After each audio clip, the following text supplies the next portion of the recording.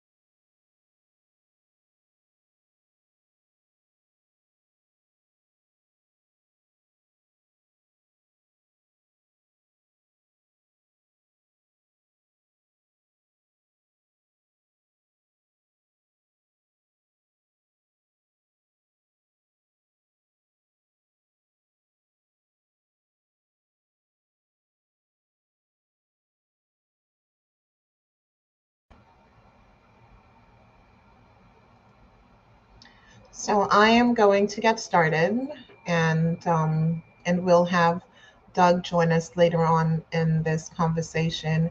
But I do have Laura here with me. So, welcome everyone to our discussion on the opportunities for nurses in chronic care management or CCM and remote physiological or patient monitoring or RPM. My name is Natasha. I am a registered nurse and CEO of IKRN, a care management consulting company where we work with physicians, nurse practitioners, and physicians assistants to implement successful CCM and RPM programs within their medical practice or assess current programs to identify areas for improvement or growth. We also work with nurses, teaching them through courses, boot camps, and webinars about CCM and RPM, educating them on ways they can have an impact on patient care, working in the care management space, utilizing their knowledge and expertise as care navigators to help improve patient health outcomes. So that is a bit about myself. I'm going to ask Laura to just introduce herself as well. She's a remote patient monitoring and CCM expert as well. She has an extensive history working in this area. And so, Laura, please introduce yourself and tell us about your background in RPM and CCM. Hi, good afternoon, everyone. I'm Laura and Laura Schmidt, an RN, and I have been for many, many, many years, more than I care to admit. I'm Doug Sullivan's partner at RPM, CCM, and Nurses Detect.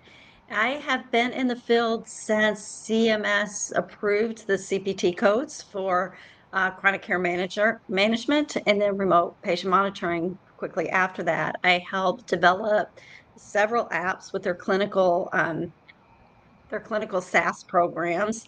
I implemented several programs into facilities and have helped monitor or mentor nurses into RPM and CCM platforms.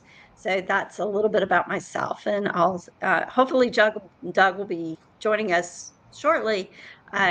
He's had several meetings. It's been a very busy month with all the new changes that he's working with at the California Yeah, yes, they have. CMS. Yeah, so he should join us later on in the conversation. but we will just kind of get started. Uh, in fact, here he is. I'm so Hi, Doug. No problem. We were just getting yeah. started. I literally just got off the other call and No I've been problem. busy morning. Okay, so I've introduced myself, and Laura has introduced herself as well. So why don't you just introduce yourself and tell us a bit about your background and expertise in RPM and CCM? Okay, and I'll put my cam on it. Hopefully my dogs won't come and invade me. Um, what happened? I thought I just turned it on. Go. We see. Well, now you're gone again. I had it. It keeps clicking off. I don't know what happened. There you go. Okay, anyway. So, yeah, thanks everyone. And I appreciate Natasha for putting this together. Laura and I have been working together for years as building up RPM programs. And we actually got started working with a vendor that was introducing RPM, like now it seems to be the norm, where they introduce RPM with the annual wellness visit. And so we built up this software platform, which you call a SaaS or an SDK, which SDK stands for Software Development Kit. And they had the engineers and programmers that worked with us. So when we would call out and virtually get these patients ready for the annual wellness visit, we could complete a lot of that work, just like if we were a nurse in the office screening and asking questions and going through that clipboard of paperwork with that patient. So we built that in this software and then got to know each other and realized that, there's so much that you can do with RPM and CCM and these different virtual care management programs to support telehealth, because telehealth, obviously the doctor can't touch you, and so they're relying on managing conditions that are outside of that physical touching and examining of you. And so we built that up with them and then got to know each other, and then carried that same drive and spirit towards helping other RPM companies build up their programs with becoming RPM vendors to different practices, and also worked as liaisons to help that practice implement that, because most practices didn't quite understand what it was about. They didn't probably have a website. They didn't have an after hours number that would support the understanding of these programs. So Laura and I helped build out that whole component for the practices that were joining up with these vendors. And so that I'll leave that right there.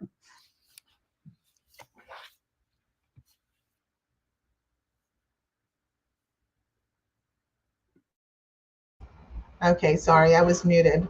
So thank you so much, Doug, for sharing that.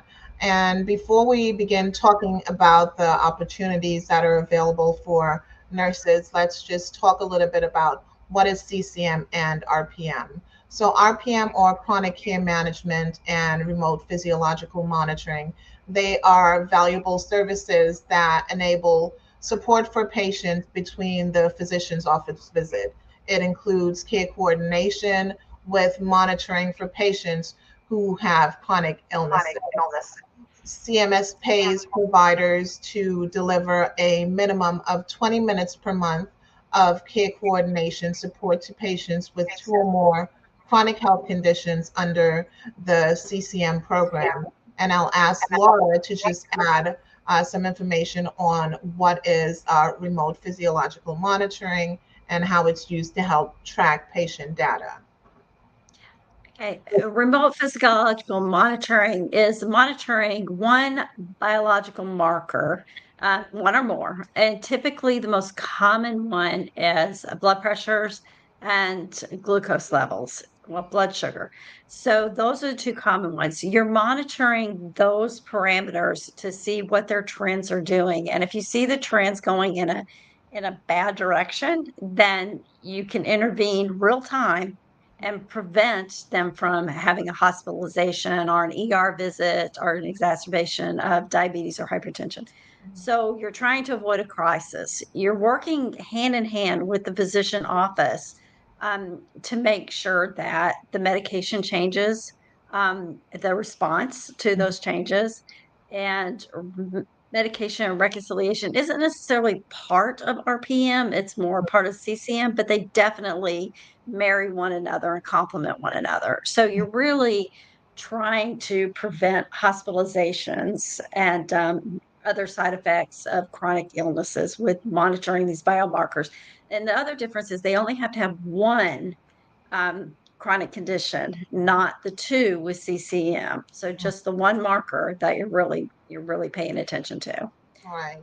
Okay. And so CCM involves non face to face collaboration to encourage the patients to participate in developing their care plan and disease self management.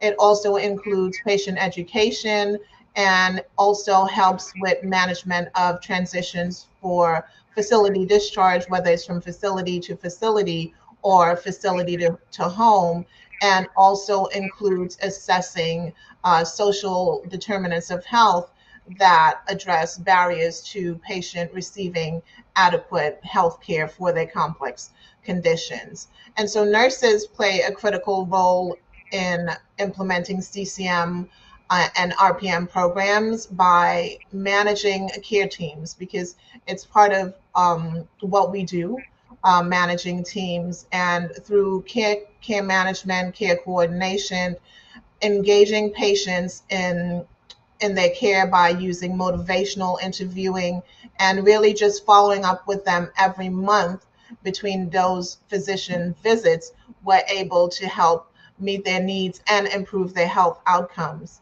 Doug, I'd like you to kind of tell us a bit more about how nurses are used in RPM space, with monitoring for data trends and all of that, under the RPM program. Thank you. Well, let's look at this holistically and think of how nurses are utilized in the hospital setting or in when they actually can work in the ambulatory care setting. We have a shortage of nurses, especially in the ambulatory care setting, but when they are used in the hospital setting, they do that assessment for the admission. They take off the doctor's orders. They look at the past medical history, the labs, the medications. They can intervene and guide the care of that patient and prep that patient for that physician. So now let's take that to this remote world.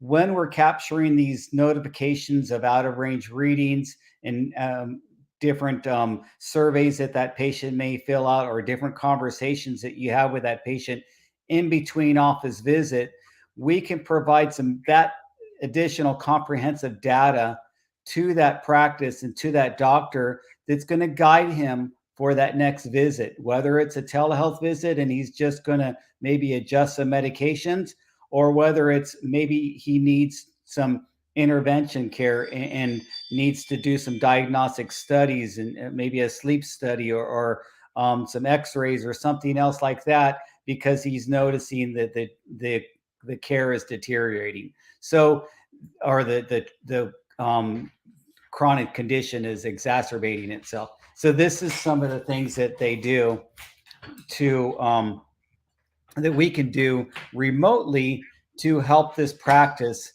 in these this fashion that has really never been done before. We basically were all hands on deck when a patient gets to the hospital, but we completely drop the ball when a patient is ambulatory and following through with those treatment plans.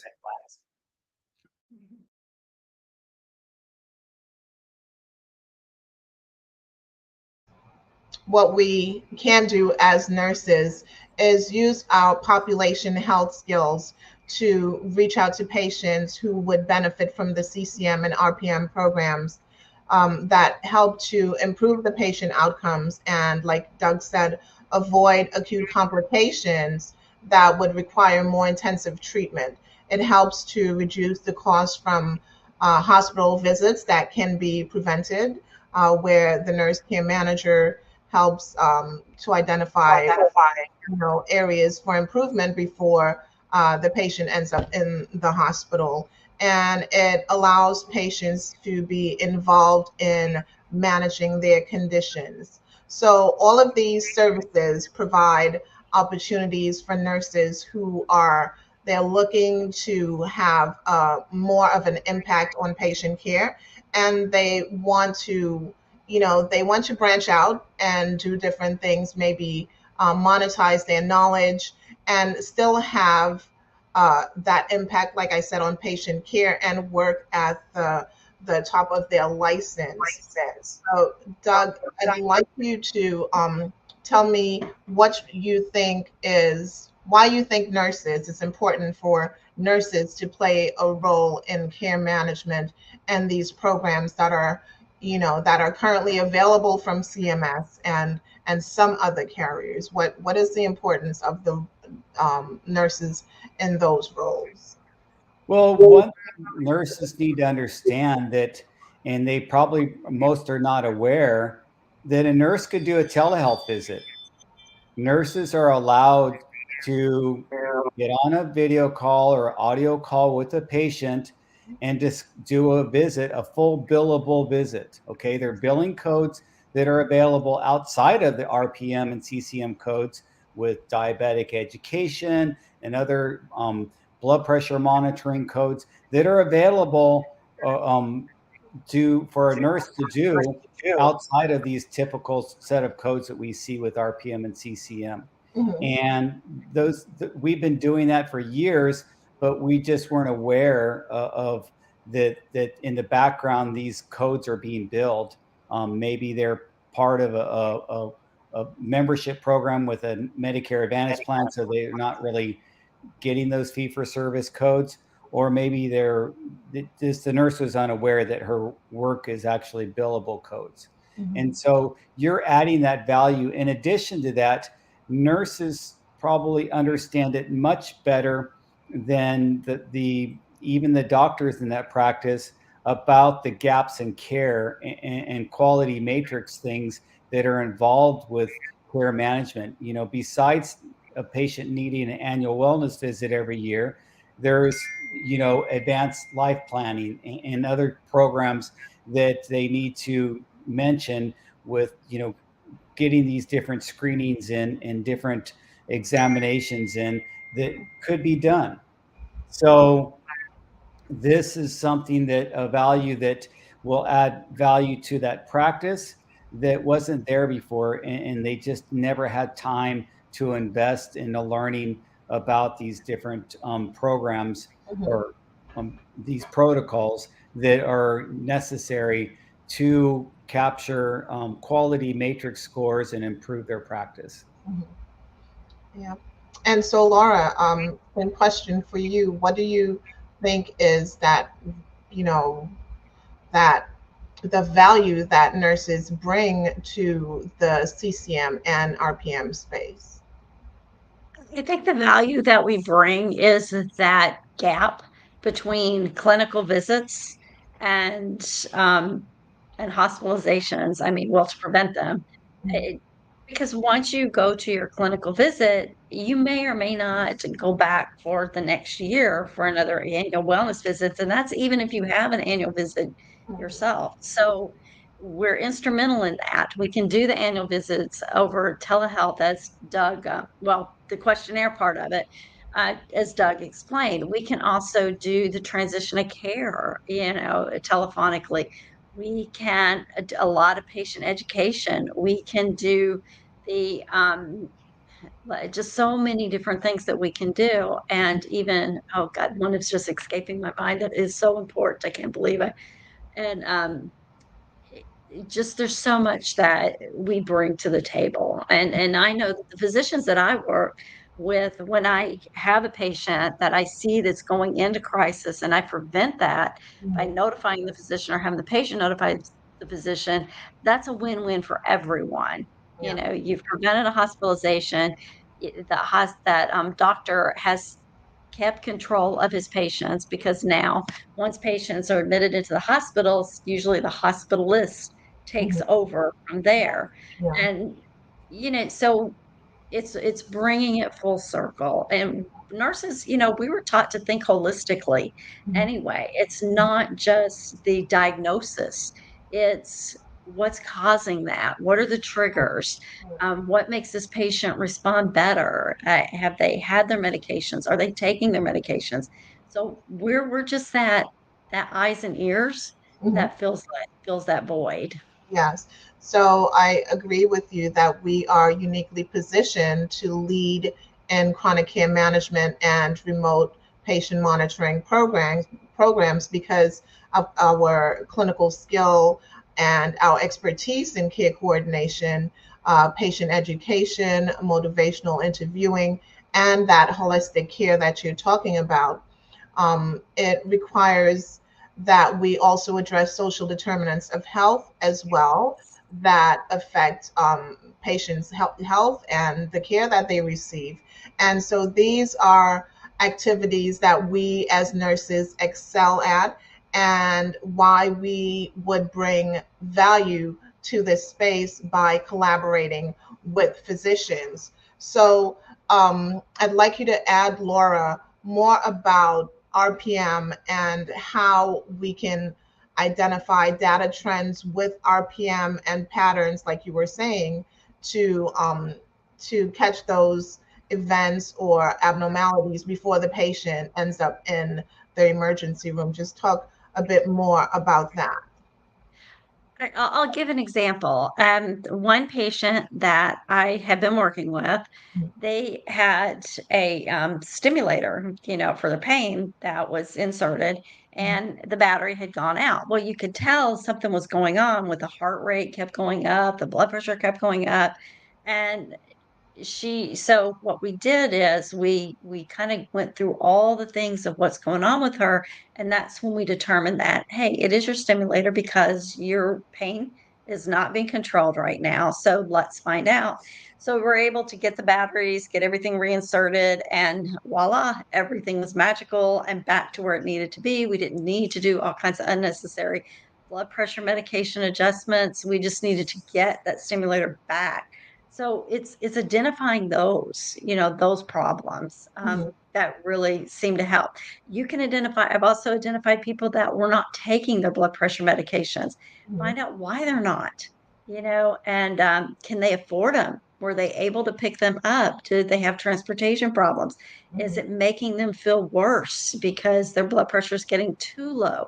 So those are other things that I've been able to identify by that.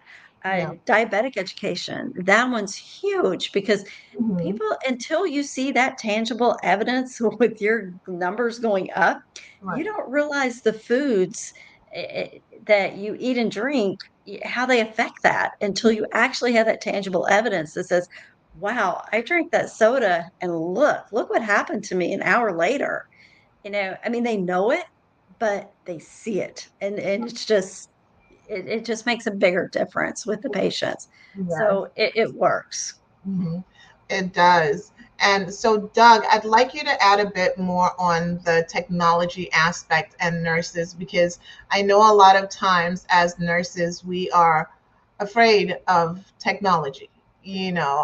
As much as we use different EMRs, different systems, a lot of us are afraid of technology and trying to find our, you know, I guess, get our feet in that technology door and using our clinical expertise to kind of collaborate to do something in that space because we bring value there as well. And, like I said, we're afraid. Absolutely. So technology a lot of times requires nurses to go out of their comfort zone.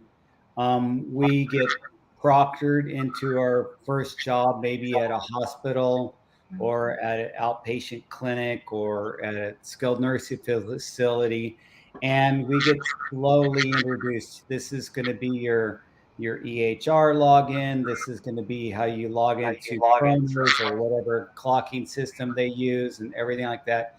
And we get this really you know, kind of hand holding type of introduction to technology as we first do it, but we weren't really given any education Mhm. on technology in our nursing programs at all.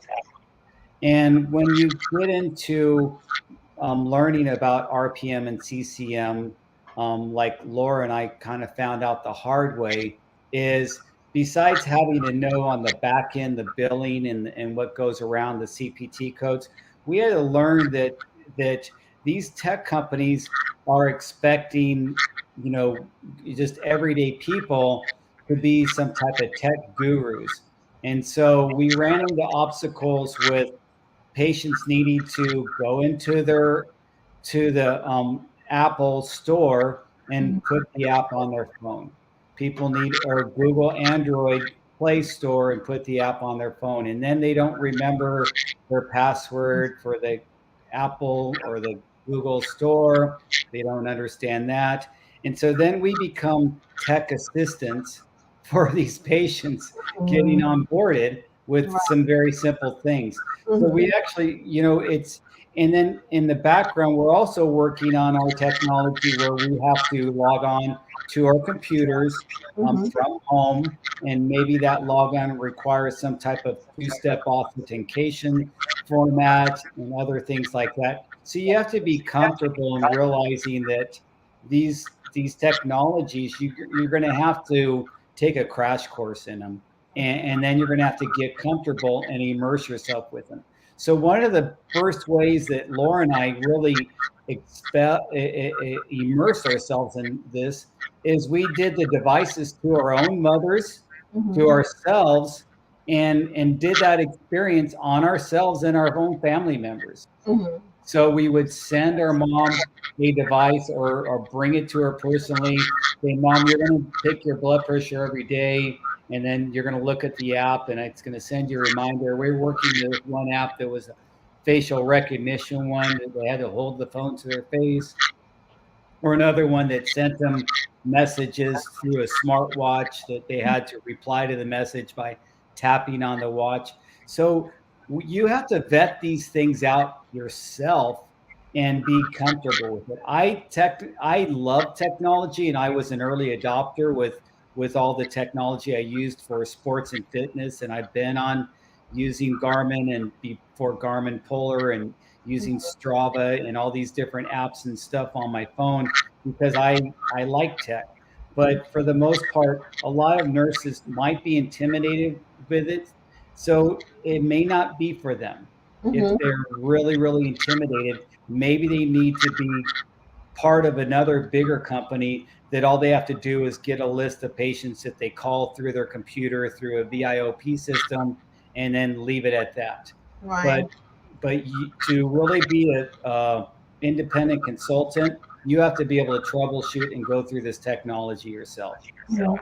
And so, like you're saying, there are nurses that may not, want to explore doing this independently as a consultant. So, one of the opportunities available to them is to work with a software company and educate patients or even educate providers on that software and Yeah, if they're working with a benefit and bigger company, they options. have the tech support people there Yeah. that are helping them. But if you're Hmm. working smaller, like Laura and I work smaller independently with this clinical staff development and helping companies build their own departments, we have to also be the tech experts too.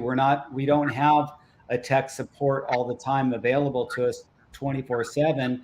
And so we're going to have to troubleshoot with that client and be able to work things out, or with that patient or whoever it is, and be that tech support. Right. Yep. So it creates a lot of opportunities for nurses who want to take their nursing career in a different direction, or maybe just want to do something as a side gig, because a lot of nurses are doing that. So it does provide opportunities to for nurses to become entrepreneurs in this space.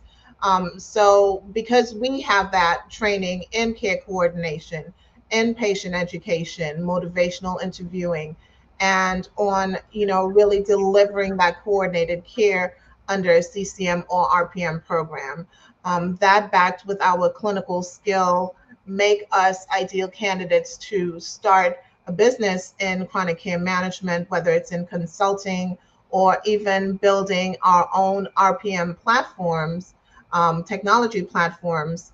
That is also an option if you're able to do that, or even providing direct to the patient care management services as well.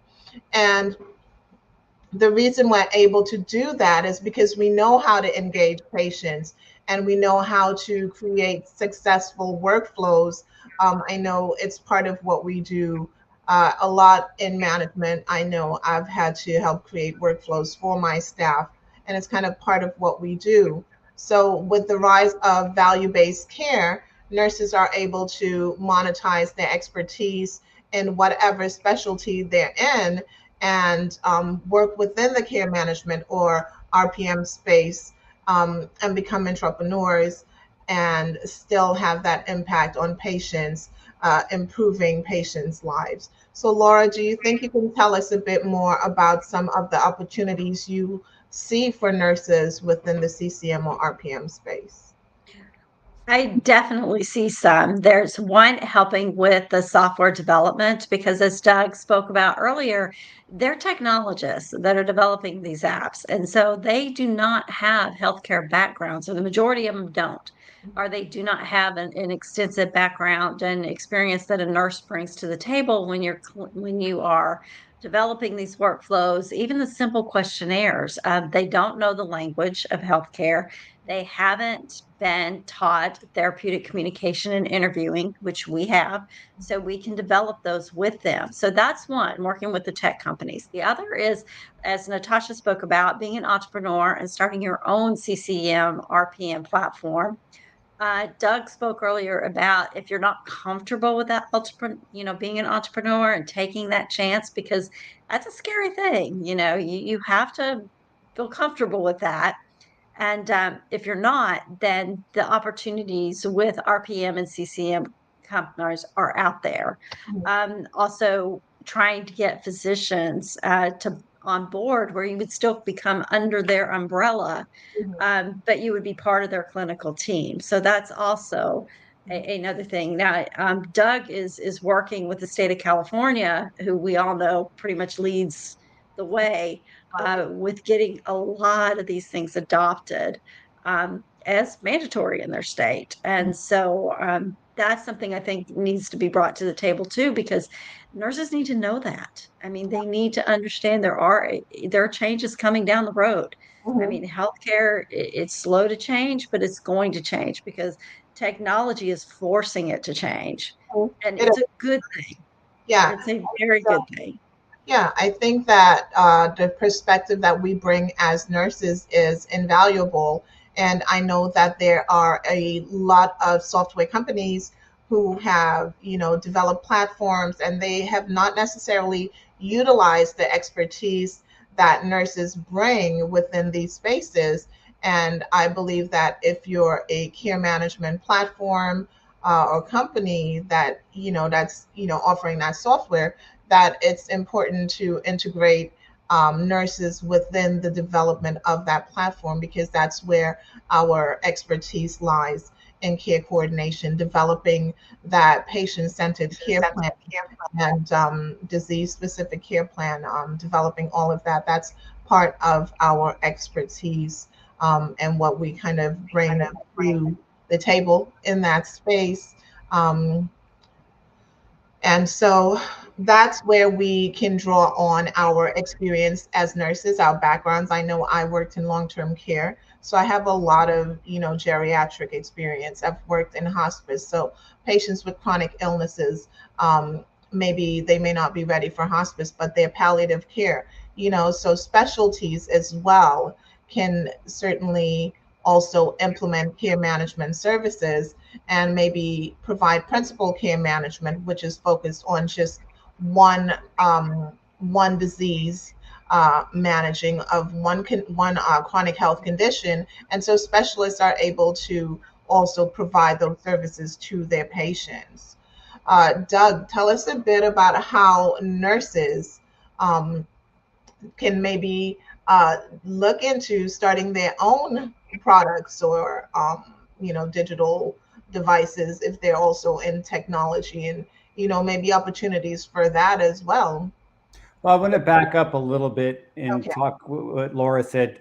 Healthcare is slow to change, but it's going to change. Hmm. And I think we're all here old enough, but there may be some younger people in the audience. But remember when banks were going to ATMs, and then from ATMs they went to apps. Okay, and now we can look at our bank account, we can deposit a check using the camera on our phone.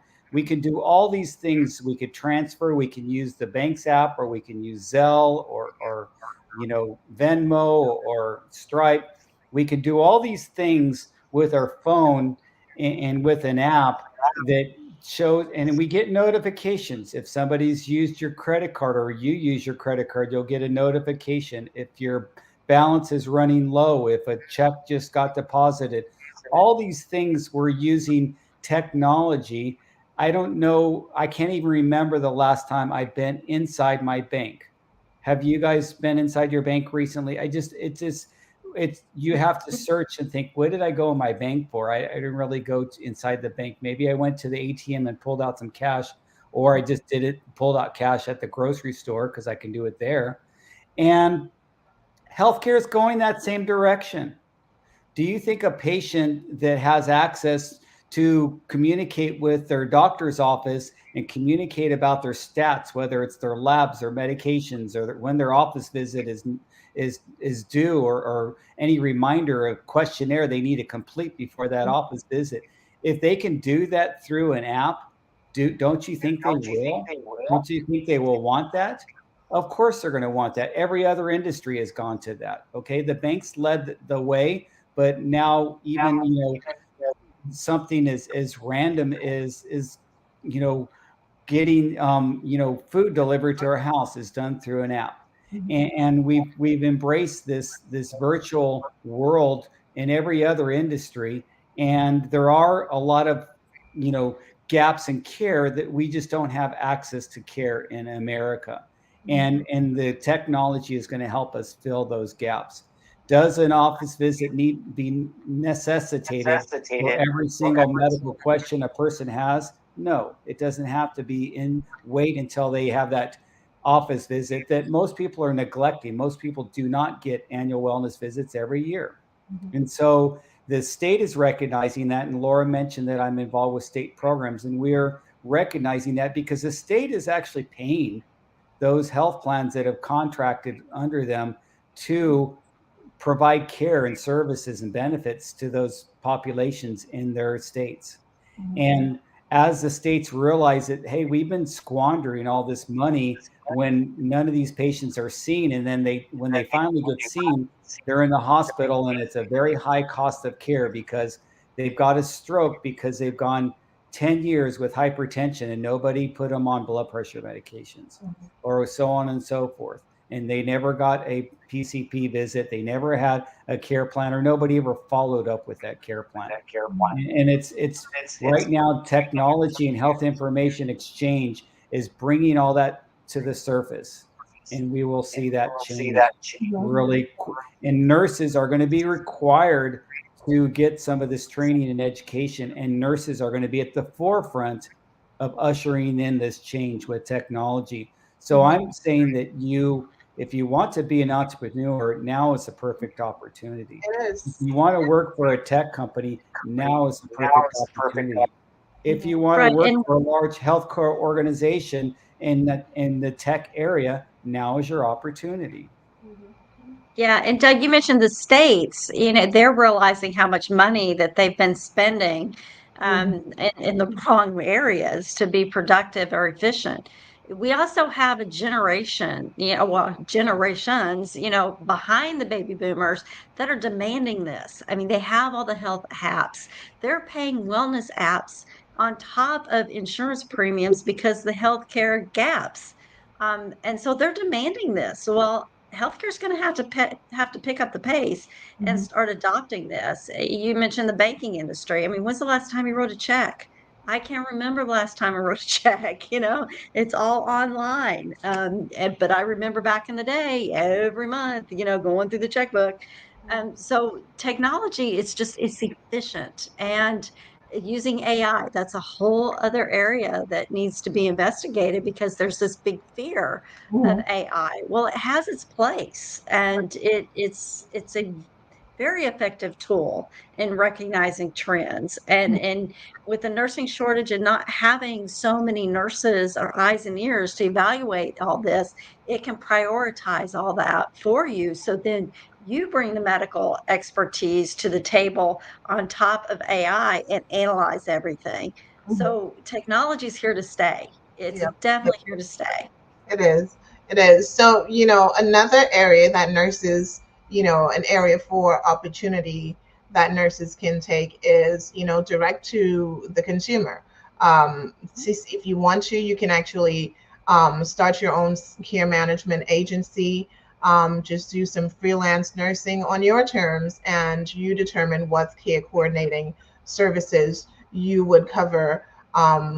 And you're able to start a business like that, just like Laura was saying, that there are yet a lot of generations that may want this service, and the insurance may not cover it. That they're able to pay for this out of pocket and to have that 24/7 nurse support that they need to help them manage that chronic health conditions. So for nurses that are working in home health care or even long-term care nurses, they can translate their care coordination expertise into CCM business, because they've had experience managing diverse patient needs. And so that's the edge that they have in the coordination space. So now they're able to apply those skills outside of their workplace and still help providers to implement workflows and stuff to have successful care management programs within their practice. And so that's some of the things that they can do. Doug, would you like to add some of the other things that nurses can do in collaboration with providers who are looking to implement these programs within their practice? Really, just more of the value that maybe a nurse consultant can bring to that practice who may have challenges implementing a CCM or RPM program. Sure. So let's look at what nurses have kind of grown up in our world of nursing. Okay, from the very first day we graduate and go on and get preceptored into a practice, we learn how to write notes. Right? We write notes every day. If you didn't document it, you didn't do it. Mhm. And our notes have to be clear and concise. They have to reference established standards of care that are been we've been taught at. Okay, this is where we have one of our biggest values with technology companies. Okay, technology companies cannot train a care coordinator or a tech person to have that background. That's something that took years of our schooling and years of on the job training to know exactly this is how you write an admission note. This is how you write a nursing care plan that deals with a person that has diabetes. Okay. Mhm. This is how you write this.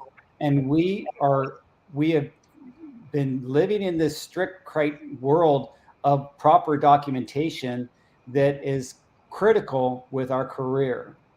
And it's also critical for that doctor that's putting his license at liability Mhm. when he partners with a tech company to vendor out that RPM and CCM program.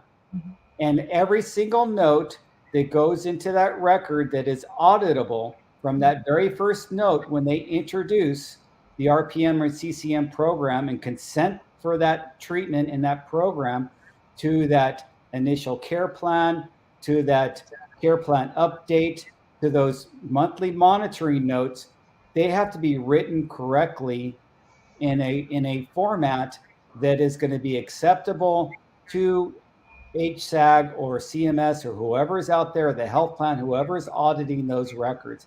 Otherwise, they are going to be penalized. And if you get penalized those records live there for 7 years.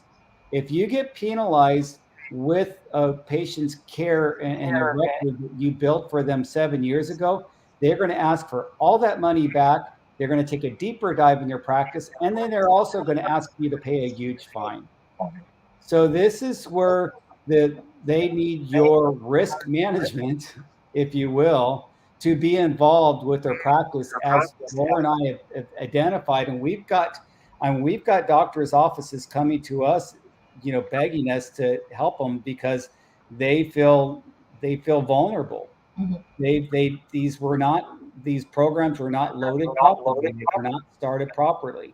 And Yep. we have to do some backpedaling, and we have to say, okay, well, this person you should not be doing CCM for. Mhm. They do not meet criteria. This Yeah. person, yes, you started them on CCM, but where's your care plan? Mhm. This person you have on RPM, but where is your specific note that talks about those out of range readings and Right. talks about your conversation and discussing those out of range readings and the treatment plan and goals that you have for that patient? Mhm. Yeah. This is something that a critical thinking RN can bring to the table and bring that value to that practice. Mhm. Yeah.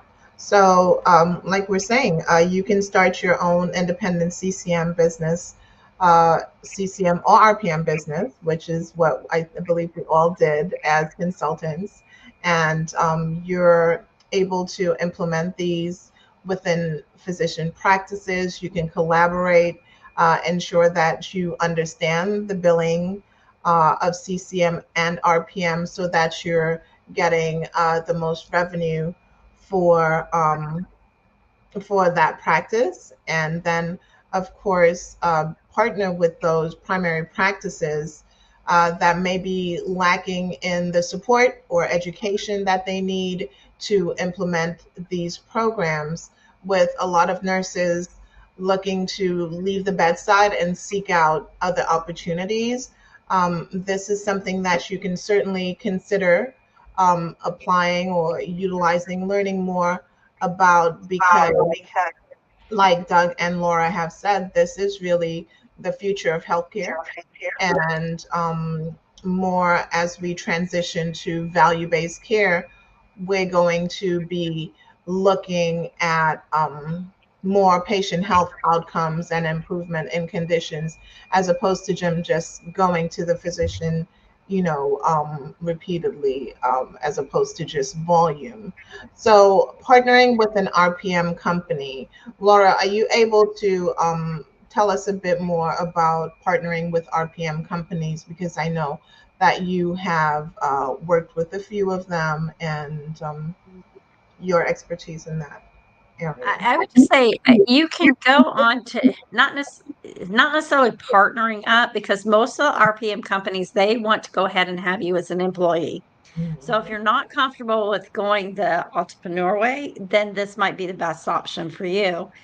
Look on their bulletin boards, Google them. They have their websites up that have all the jobs that are available for them, and they're going to keep growing every single day as the demand keeps getting bigger and bigger.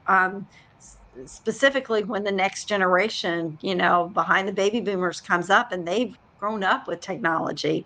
Mhm. So in the next 5 years, you're going to see a huge shift towards more telehealth and using of technology for RPM on various diseases that we wouldn't even think about. The technology is branching out. So, like Doug said, now's the time. So, get your resume in there. To make a resume look good, try to Google as many RPM, CCM, case management courses that you can take Mhm. and list them. Know what you're talking about when you go for that interview. Even if you haven't done it, know what you're talking about. Mhm. Yeah, you're right. And another area that you can collaborate or get into CCM RPM as an entrepreneur is on education, because again, there are a lot of providers that they may know a little bit about the program, but they don't know how to implement the program, what training the staff needs. So become an expert on CCM RPM implementation and become a consultant. And that's another thing that you can do within that space using your knowledge, expertise as a nurse to educate providers on CCM and RPM. And so for nurses, CCM and RPM is certainly an option that you can look into um, as a nurse entrepreneur so that you can definitely profit from the specialized knowledge that you have.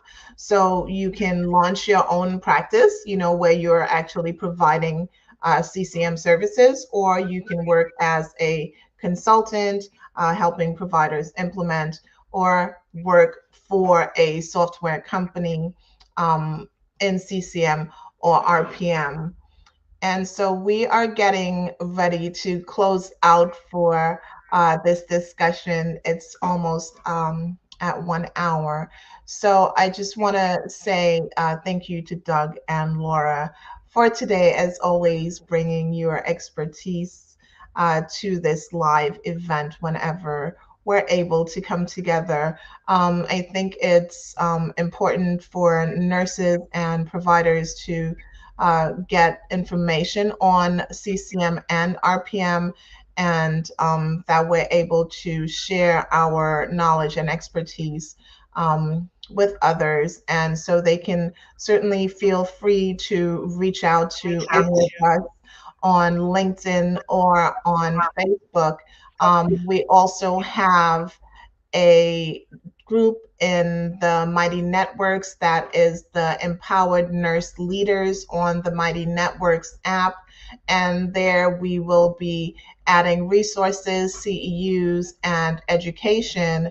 That will be a space for any provider that's looking to learn more about CCM RPM and to discover resources that we will be putting in there to help you as you kind of start on this journey or want to improve your journey.